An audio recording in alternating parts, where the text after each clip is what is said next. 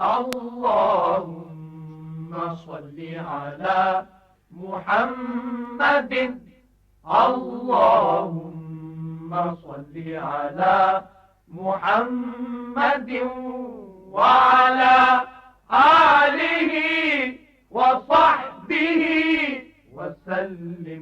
وعلیکم السلام رحمۃ اللہ وبرکاتہ۔ جو قربانی کا ارادہ رکھتا ہے اسے چاہیے کہ یکم ذی الحجہ سے لے کر جب تک قربانی نہیں ہو جاتی 10ویں ذی الحجہ تک اپنے بال یا ناخن وغیرہ نہ کاٹے، بلکہ علماء نے یہ بھی لکھا ہے کہ جو قربانی نہیں کر رہے غریب ہیں وہ بھی اگر یکم ذی الحجہ سے جب تک عید کی نماز نہیں ہو جاتی بال ناخن وغیرہ نہیں کاٹتے تو انشاءاللہ تعالی وہ بھی ثواب پائیں گے۔